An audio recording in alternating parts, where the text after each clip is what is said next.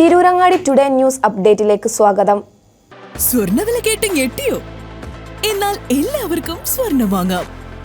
Toba jewellery അവതരിപ്പിക്കുന്നു light weight കളക്ഷനുകൾ, അതിമനോഹരമായ ഡിസൈനുകൾ, 1 ഗ്രാം മുതൽ നെക്ലസുകൾ, ബ്രേസ്ലെറ്റുകൾ, റിങ്ങുകൾ, മിതമായ പണിക്കൂലിയും ആയുഷ്കാല മെയിന്റനൻസ് സപ്പോർട്ടും. ഇനി എന്തിനു സ്വർണ്ണം വാങ്ങാൻ കാത്തിരിക്കണം? ചെമ്മാട് തോബ ജ്വല്ലറിയുടെ ഷോറൂം ഉടൻ സന്ദർശിക്കൂ. വാർത്തകൾ വിശദമായി.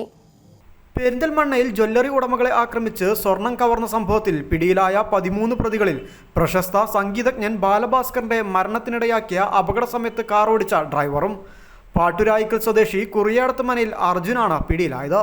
21 രാത്രി 8:30 പെരിന്തൽമണ്ണയിൽ കടയടച്ച് വീട്ടിലേക്ക് സ്കൂട്ടറിൽ പോവുകയായിരുന്ന KM ജ്വല്ലറി ഉടമകളായ യൂസുഫിനെയും സഹോദരൻ ഷാനവാസിനെയും കാറിടിപ്പിച്ച് മാരകമായി പരിക്കേൽപ്പിച്ച് സ്വർണം കവർന്നെന്നാണ് കേസ്. കവർച്ച നടത്തി സ്വർണമായി എത്തിയ സംഘത്തിലെ 4 പേരെ ചെറുപ്പുളശ്ശേരിയിൽ നിന്ന് മറ്റൊരു വാഹനത്തിൽ കേസിലെ മറ്റൊരു പ്രതിയായ മിഥുന്റെ വീട്ടിലെത്തിച്ചത് അർജുനാണ്.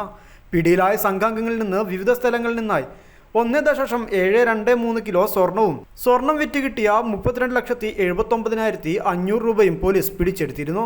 2018 സെപ്റ്റംബർ 25-നായിരുന്നു ഏറെ ദുരൂഹതകൾ ഉയർത്തിയ ബാലഭാസ്കറിന്റെ മരണം. ബാലഭാസ്കർ മരിച്ച വാഹനാപകടത്തിൽ അദ്ദേഹത്തിനൊപ്പം ഡ്രൈവർ അർജുനും കാറിലുണ്ടായിരുന്നു. ബാലഭാസ്കറിന്റെ കുടുംബ സുഹൃത്തായിരുന്നു അർജുനെന്ന് പോലീസ് പറഞ്ഞു.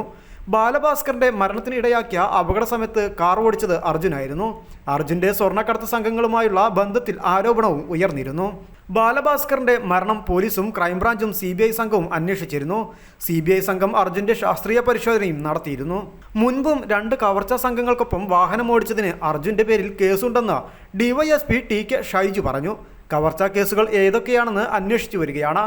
ഇതിനു പുറമെ അശ്രദ്ധമായി വാഹനമോടിച്ചതിനും 2 അടിപിടി കേസുകളും കോവിഡ് കാലത്തെ 2 കേസുകളും അർജുനെതിരെ നിലവിലുണ്ടെന്നും അദ്ദേഹം അറിയിച്ചു. പുതിയ കേസിന് ബാലഭാസ്കറിന്റെ മരണവുമായി ബന്ധമില്ലെന്നും അതുകൊണ്ട് കൂടുതൽ അന്വേഷണം ആവശ്യമില്ലെന്നും പെരിന്തൽമണ്ണ DYSP TK ഷൈജു പ്രതികരിച്ചു.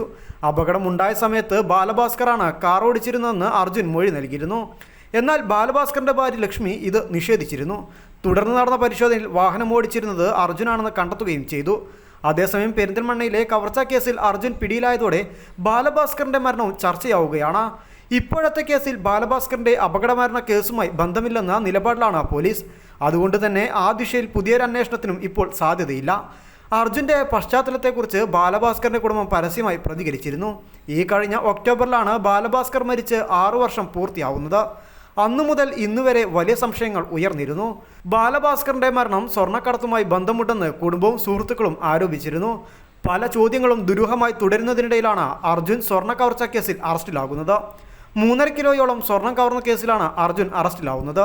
അതേസമയം ബാലഭാസ്കറിന്റെ മാതാപിതാക്കൾ രംഗത്തെത്താൻ സാധ്യതയുണ്ട്. കേസുമായി ബന്ധപ്പെട്ട് അന്വേഷണം നടത്താൻ ആവശ്യപ്പെടുമെന്നാണ് വിവരം. News desk Tirurangadi today.